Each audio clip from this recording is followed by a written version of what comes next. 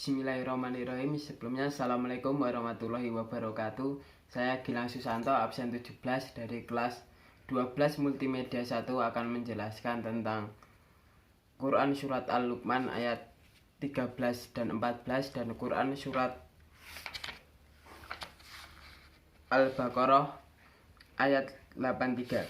Yang pertama saya akan menjelaskan Quran Surat Al-Luqman ayat 13 dan 14 yang artinya, dan ingatlah ketika Luqman berkata kepada anaknya di waktu ia memberi pelajaran kepadanya, "Hai anakku, janganlah kamu mempersekutukan Allah. Sesungguhnya mempersekutukan Allah adalah benar-benar kezaliman yang besar."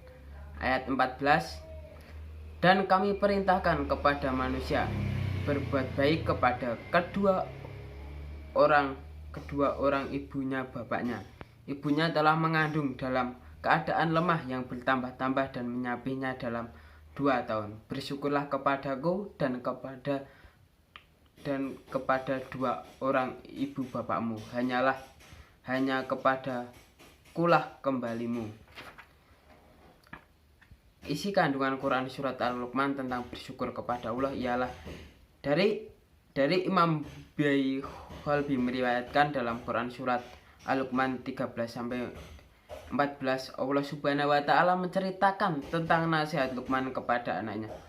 Luqman adalah anak Anha ibnu Sudan dan nama anaknya ialah Tasaran. Luqman merupakan hamba yang telah menganugerahinya hikmah Allah Subhanahu wa Ta'ala. Luqman menasihati anaknya merupakan buah hatinya yang paling dikasihinya, sesuatu yang paling utama dari pengetahuannya. Hal pertama yang dipesankan kepadanya ialah hendak ia menyembah Allah semata dan janganlah mempersekutukan dengan suatu apapun.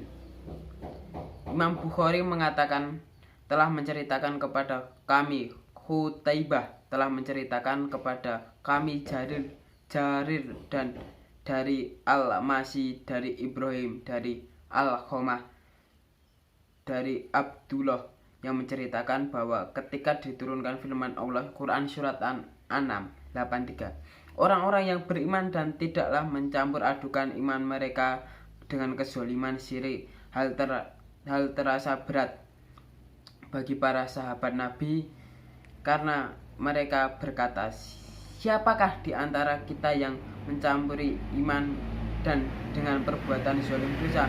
Maka Rasulullah SAW bersabda, "Bukan demikian yang dimaksud dengan zalim. Tidaklah kamu mendengar ucapan Luqman, 'Hai anakku, janganlah kamu mempersekutukan Allah Subhanahu wa Ta'ala. Sesungguhnya mempersekutukan Allah benar-benar kezaliman yang besar.'" Kemudian sesudah nasihat anaknya menyembah Allah semata, Luqman menasihati pula anaknya agar berbakti kepada 2 orang ibu dan bapak sebagai firman yang telah di dalam ayat yang lain, yaitu dalam Quran Surat Al-Isra ayat 23.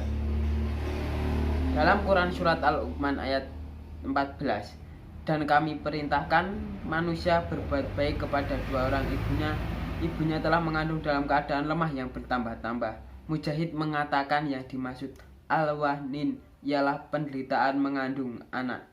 Menurut Qatadah, maksud ialah kepayahan yang berlebih-lebih, sedangkan menurut Al-Khurusina ialah yang bertambah-tambah. Kemudian Allah berfirman dan menyapinya dalam keadaan 2 tahun, yaitu mengasuh dan menyusui, melahirkan selama 2 tahun. Mulailah saat sekarang kita harus saling rajin membantu kedua orang tua kita, terutama ibu, karena sudah mengasuh kita selama 2 tahun. Yaitu yang kedua saya akan menjelaskan Quran Surat Al-Baqarah ayat 83 yang artinya, dan ingatlah ketika kami mengambil janji dari Bani Israel, yaitu janganlah kamu menyembah selain Allah dan berbuat baiklah kepada ibu bapak, kaum kerabat, anak-anak yatim, dan orang miskin, serta ucapkanlah kata yang baik kepada manusia, dirikanlah sholat dan tunaikan zakat. kemudian kamu memenuhi janji itu kecuali sebagian kecil dari kamu dan kamu selalu berpaling. Surah di atas, isi dari surah di atas adalah dalam ayat ini Allah Subhanahu wa taala mengingatkan Nabi Muhammad Shallallahu alaihi wasallam atas janji Bani Israel yang harus mereka penuhi. Namun mereka mengingkari semua itu secara sengaja, padahal mereka mengetahui dan mengingatnya Allah Subhanahu wa taala memerintahkan agar beribadah kepadanya, tidak akan menyembah sesuatu selain Allah. Perintah menyembah dan beribadah kepada Allah berlaku juga pada seluruh makhluknya. Hak yang paling tinggi dan agung adalah senantiasa diibadahi dan tidak disekutukan dengan apapun. Hal ini merupakan kabar dan makna ketentuan yang lebih tegas dan kuat. Sekian dari saya, kurang lebihnya mohon maaf. Wassalamualaikum warahmatullahi wabarakatuh.